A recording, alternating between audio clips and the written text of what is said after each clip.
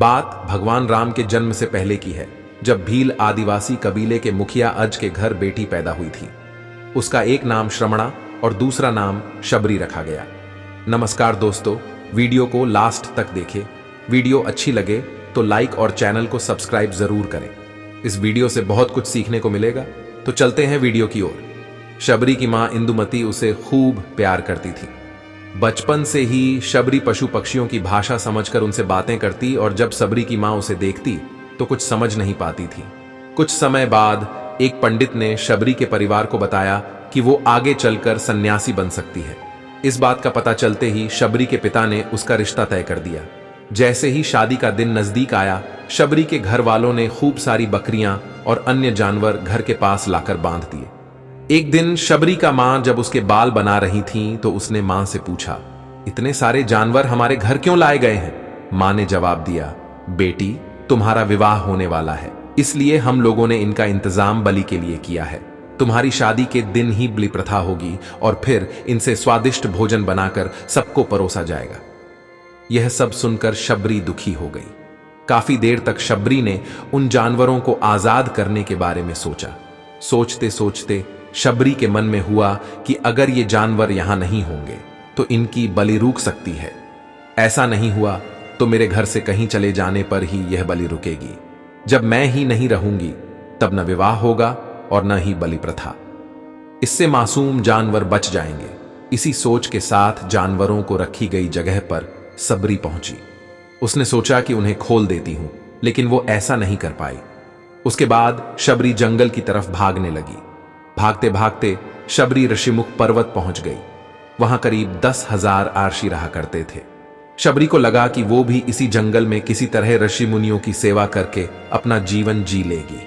वो चुपचाप उसी जंगल में एक हिस्से में किसी तरह से रहने लगी। शबरी रोजाना ऋषि मुनियों की झोपड़ी के आगे झाड़ू लगाती और हवन के लिए लकड़ियां भी लाकर रख देती। आर्षि मुनियों को समझ नहीं आ रहा था कि जंगल में उनके काम अपने आप कैसे हो रहे हैं। एक दिन शबरी को किसी आर्षि ने देख लिया। उसे देखते ही उसका परिचय पूछा। जैसे ही शबरी ने बताया कि वो भील आदिवासी परिवार से संबंध रखती है तो उसे आर्षियों ने खूब डांट लगाई। शबरी को इस बात का बिल्कुल भी पता नहीं था कि उसकी जाति छोटी है और उसे आर्षियों द्वारा जाति की वजह अपमान सहन करना पड़ेगा। इतना सब होने के बाद भी शबरी हर आर्षि मुनि के दरवाजे पहुंचती और उनके आंगन में झाड़ू लगाकर उनसे गुरु दीक्षा देने के लिए कहती। हर कोई शबरी को उसकी जाति की वजह से अपने आश्रम से भगा देता था। ऐसा होते होते काफी समय बीत गया। उसके बाद शबरी मतंग ऋषि की कुटिया में पहुंची। वहां पहुंचकर मतंग ऋषि को शबरी ने बताया कि वो उनसे गुरु दीक्षा लेना चाहती है।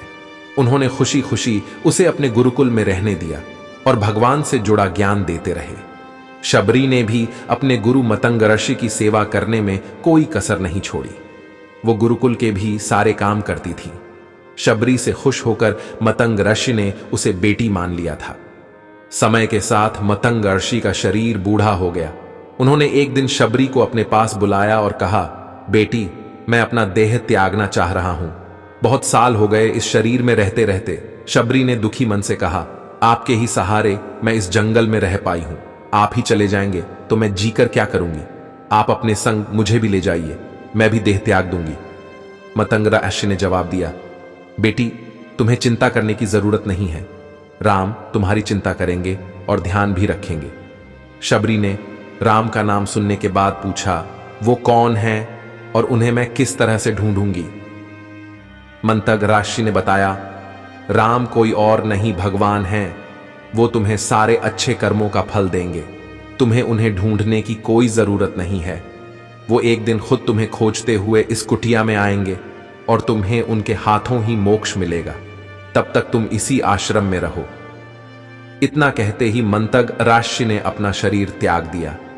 शबरी के मन में मंतग ऋषि के जाने के बाद से एक ही बात थी कि भगवान राम स्वयं उससे मिलने आएंगे। वो रोज भगवान राम से मिलने के लिए बाग से अच्छे अच्छे फूल लाकर पूरा आश्रम सजाती और भगवान के लिए बेर तोड़कर लाती। भगवान के लिए बेर चुनते हुए शबरी उन्हें छक लेती थी ताकि भगवान वो सिर्फ मीठे बेर ही दे। रोजाना शबरी इसी तरह भगवान के दर्शन की आस में फूल और बेर इकट्ठा करती रहती थी। इसी तरह इंतजार में कई साल बीत गए। शबरी का शरीर एकदम वृद्ध हो गया। एक दिन आश्रम के पास के ही तालाब में शबरी पानी लेने के लिए गई। तभी पास के ही एक आर्षी ने उसे अछूत कहते हुए वहां से भागने के लिए कहा और एक पत्थर मार दिया। वो पत्थर जब शबरी को लगा तो उसे चोट लगी और खून बहने लगा। बहते हुए खून की एक बूंद उसी तालाब के पानी में गिर गई। तभी पूरा तालाब का पानी खून में बदल गया। ये सब होता देखकर आर्षी ने शबरी को ही डांटा और कहा कि पापीन, तुम्हारी वजह से पूरा पानी खराब हो गया। रोज आर्षी उस पानी को साफ करने के लिए अपनी कई तरह की विद्याओं का इस्तेमाल करते। कई सारे जतन करने के बाद भी कुछ नहीं हुआ। फिर उन्होंने गंगा जैसी कई पवित्र नदियों का जल भी उस तालाब में डाला। फिर भी तालाब का पानी साफ नहीं हो पाया और वो खून जैसा ही रहा। कई सालों तक तालाब के पानी को साफ करने की कोशिश के बाद भी कुछ काम नहीं आया तो आर्षी ने थक कर सब कुछ छोड़ दिया। इस घटना के कई सालों के बाद भगवान राम अपनी पत्नी सीता के हरण के बाद उन्हें ढूंढते हुए उसी तालाब के पास पहुंचे। आर्षी मुनियों ने उन्हें पहचान लिया। भगवान को वहां देखकर ऋषियों ने तालाब का पानी साफ करने के लिए भगवान को अपने पैर उसमें डालने के लिए कहा, लेकिन पानी जैसे का तैसा ही था। आर्षि मुनियों ने भगवान से भी कई अन्य जतन करवाए, लेकिन वो पानी जस का तस खून जैसा ही रहा।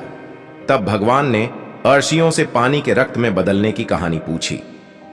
तब आर्षि ने शबरी को पत्थर मारने वाली सारी बात बता दी। उसके बाद कहा कि वो महिला ही अपवित्र है, छोटी जात की है, इसलिए ये सब हुआ है। उसी वक्त भगवान राम ने कहा, ये सब आप लोगों के खराब वचनों से हुआ है। शबरी को इस तरह के शब्द बोलकर आप लोगों ने उसे नहीं बल्कि मेरे दिल को घायल किया है। इसी घायल दिल के रक्त का प्रतीक यह तालाब का लाल पानी है। आगे भगवान राम बोले, कहां हैं वो माय, मैं उनसे मिलना चाहता हूं। तब तक शबरी उसी तालाब के पास पहुंच जाती है। इस दौरान शबरी के पैर को ठोकर लगती है और कुछ घूल उस तालाब में गिर जाती है। तभी सारा पानी साफ हो जाता है। भगवान सबसे कहते हैं कि देखिए, आप लोगों ने क्या कुछ नहीं किया, लेकिन पानी साफ नहीं हो पाया। अभी सिर्फ इनके पैर की थोड़ी सी धूल ने ही तालाब का पानी साफ कर दिया। भगवान राम को शबरी पहचान चुकी थीं। उन्हें प्रणाम करके शबरी ने कहा, भगवान आप मेरे साथ कुटिया में चलिए।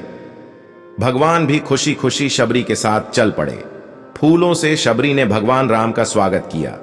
वो सीधे बेर तोड़ने के लिए भाग गईं और छक छक कर उनके लिए बेर लेकर आई। उन्होंने बड़े ही प्यार से भगवान राम और उनके भाई लक्ष्मण को बेर दिए। भगवान राम ने भी उतने ही प्यार से उन बेर को खाना शुरू किया। तभी बेर देखकर मुंह बनाते हुए लक्ष्मण ने कहा, भैया ये बेर झूठे हैं, इन्हें आप कैसे खा सकते हैं? भगवान ने जवाब दिया, लक्ष्मण ये झूठे नहीं बल्कि बहुत मीठे हैं। शबरी माई हम सबके लिए ये बहुत प्यार से तोड़कर लाई हैं। इतना कहकर भगवान राम प्यार से उन बेर को खाने लगे। भगवान ने जाते हुए शबरी माई से कहा, आप मुझसे जो चाहे वो मांग सकती हैं। शबरी ने उन्हें कहा, मतंग ऋषि के कहने पर मैं आज तक सिर्फ आपके दर्शन करने के लिए जी रही थी। अब आप मुझे मोक्ष प्रदान कीजिए। मैं अपना शरीर आपके सामने ही त्यागूंगी। उसी वक्त शबरी ने अपना शरीर त्याग दिया। भगवान राम ने अपने हाथों से उनका अंतिम संस्कार किया और सीता मां की खोज में आगे बढ़ गए। इस तरह से अर्षि मतंग की बात सच साबित हुई और शबरी को भगवान राम के दर्शन भी हुए। तभी से भगवान राम को शबरी के राम भी कहा जाने लगा।